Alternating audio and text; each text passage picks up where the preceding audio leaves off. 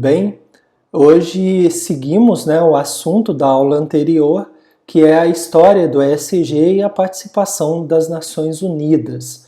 Então, na aula anterior eu comentei, sobre aspectos relacionados à história, a Conferência de Estocolmo em 1972, eu falei da Rio 92, desses compromissos, da Declaração do Rio de Janeiro, e aí a gente segue essa discussão nessa aula de hoje.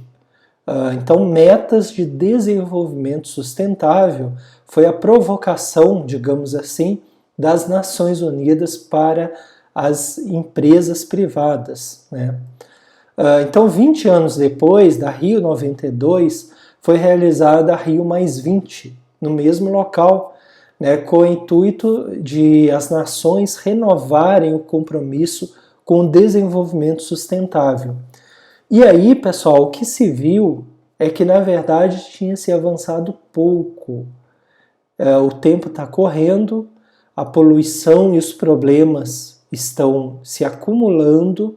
A gente já tem visto alguns problemas de tempestades, mudanças do clima, e nada tem sido feito com a velocidade que deveria ser feito.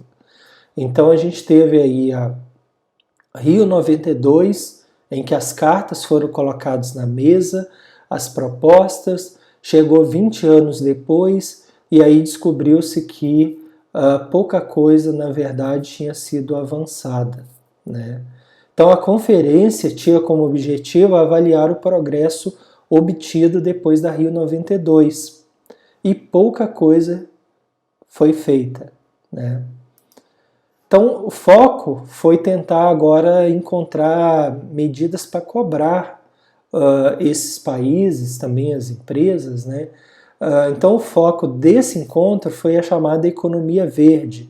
Lembra que numa das aulas anteriores eu tinha colocado um slide daquela ex-premier da Noruega, a Brundtland, que criou o relatório, em que ela colocou que o desenvolvimento sustentável é possível e que ele não se opõe à economia verde, que agora a gente tem visto aqui, Então o foco do encontro do Rio +20 foi a economia verde no contexto do desenvolvimento sustentável e da erradicação da pobreza, tentar eliminar a pobreza da vida do planeta, digamos assim.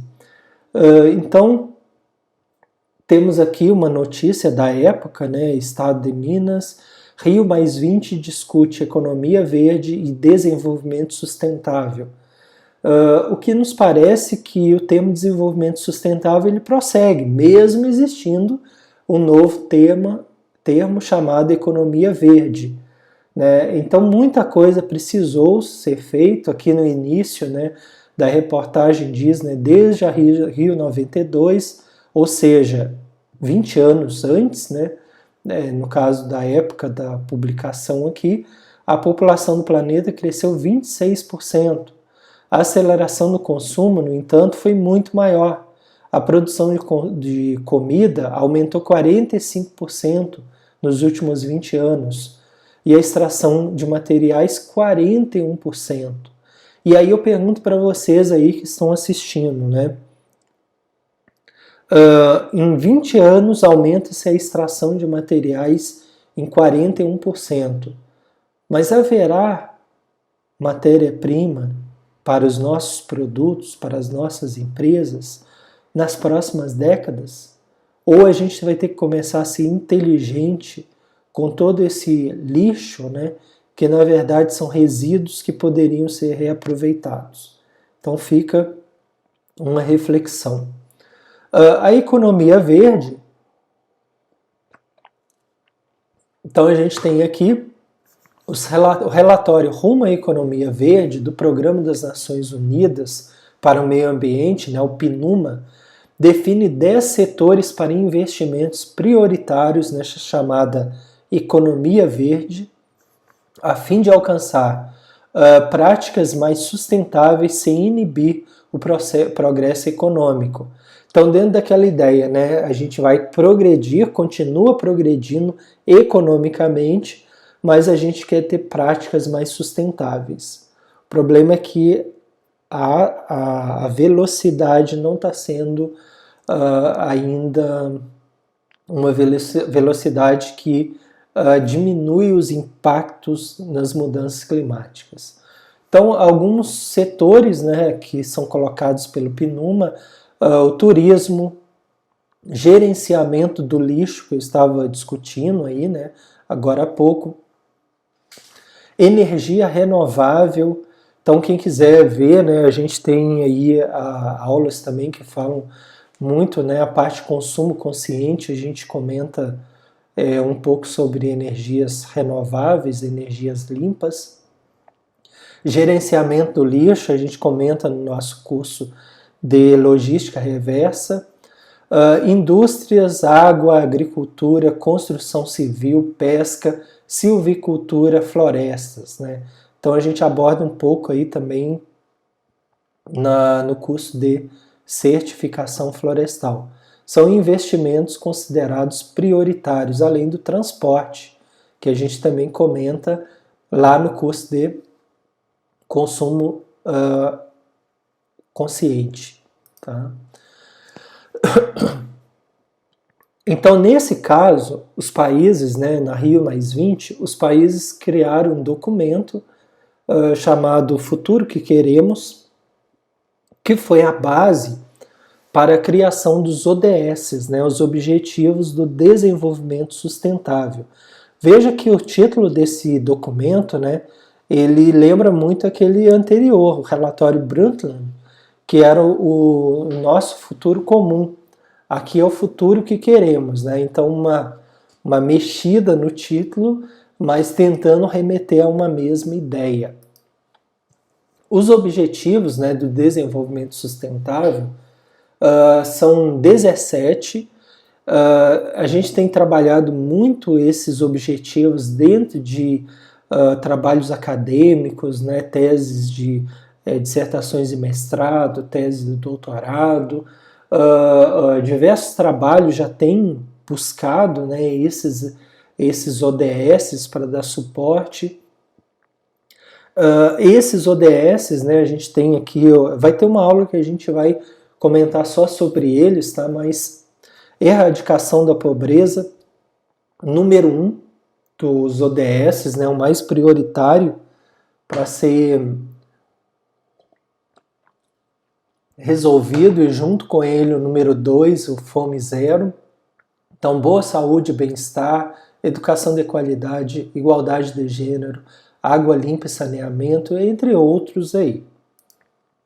Então, enquanto na Rio92 as discussões ficaram restritas ao que cada país deveria ser feito, 20 anos depois, na Rio92, e aí por isso que eu coloquei em letra maiúscula, tá? Pessoal aí da administração dos negócios, aí vocês veem aonde que as nossas empresas entram agora nesse contexto. Então os compromissos na Rio+20 foram ampliados para as empresas, né, conforme o Augusto Cruz comenta, né, os grandes geradores de gases de efeito estufa, ao produzirem diversos produtos, né, na própria produção ou então no próprio produto em si, com os impactos gerados por eles, por exemplo, lembrando os veículos, né? Então, qual a parcela de responsabilidade dessas empresas? Então, o autor continua, né, dizendo que em 1992 o relatório Cadbury é publicado no Reino Unido, documento que consignou uma série de conceitos e princípios e que influenciou, por exemplo, os códigos de boas práticas em governança corporativa em todo o mundo. Né? Então, práticas de transparência, de legitimidade, de atendimento às normas, né, de preocupações sociais, ambientais. Esse relatório ele ajudou a orientar todo esse público aí que ainda não fazia o o ESG, mas já começava a pensar nos ODS, né, os Objetivos do Desenvolvimento Sustentável. Aqui eu ampliei essa figura, tá? Aqui é um artigo, né, falando sobre as recomendações do relatório Cadbury, né, em relação à governança corporativa. Aqui bem interessante, peguei isso da internet, né? Vocês veem aqui uma reunião de diretores, né, alguns apontamentos para o chefe executivo, né, o CEO da empresa. Aqui a relação deles com os shareholders, né, que são os acionistas, os shareholders, né, os acionistas fazendo parte dessa direção de executivos, mas eles também recebendo relatórios. E aí uma auditoria também entregando o relatório para os acionistas e os acionistas fazendo apontamentos, né, sugestões ou tirando dúvidas desse auditor. E essa auditoria também no chefe executivo. Então, qual que é a ideia aqui desse esqueminha, né? Mostrar a transparência dos processos. Então, em 1995, quando a gente pensa em termos de Brasil, né, aqui lembrando, a gente está aqui o relatório Cadbury, né, 1992, surge já no ano da Rio 92. Alguns anos depois surge o Instituto Brasileiro de Governança Corporativa, o IBGC, que hoje é a principal instituição brasileira quando se fala na disseminação da governança corporativa nas empresas brasileiras. Então aqui um exemplo, né, de comitê de governança empresarial, conselho de administração, diretoria executiva, como é familiar, né, quando é familiar a empresa, assembleia familiar, conselho da família, grupos de trabalho, e aqui a societária, né? Então holding familiar, conselho de sócios. Em 2000, e aí começa a história da ESG, né? Então veja que 8 anos depois da Rio 92, o então secretário das Nações Unidas lançou o Pacto Global como um convite para que as empresas alinhassem as suas estratégias e operações, né? Então, o Pacto Global, desculpa, gente, a 10 princípios universais nas áreas de direitos humanos, trabalho, meio ambiente e anticorrupção, e desenvolver ações que contribuíssem para o enfrentamento dos desafios da sociedade. Ok? Então ele pegou esse pacto global e alinhou ele com essas áreas de direitos humanos, aproveitando inclusive alguma coisa daqueles princípios dos direitos universais do ser humano, da humanidade, né? Então alguns desses princípios desse pacto global, né, o respeito, eliminar trabalhos forçados, né, erradicar trabalho infantil, estimular práticas para evitar discriminação, garantir que as companhias participem, né, de projetos de não violar os direitos humanos. E então uma série de compromissos aqui desse pacto global, ok?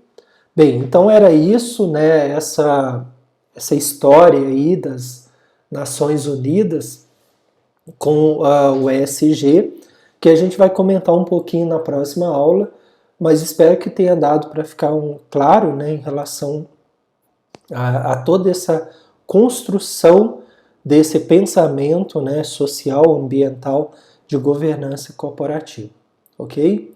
Então lembrando do nosso canal no YouTube, dos nossos cursos gratuitos e completos de sustentabilidade, os nossos livros publicados, então tudo isso vocês encontram aqui no nosso canal no YouTube e algumas informações também no nosso site. Agradeço a atenção de vocês e até a próxima.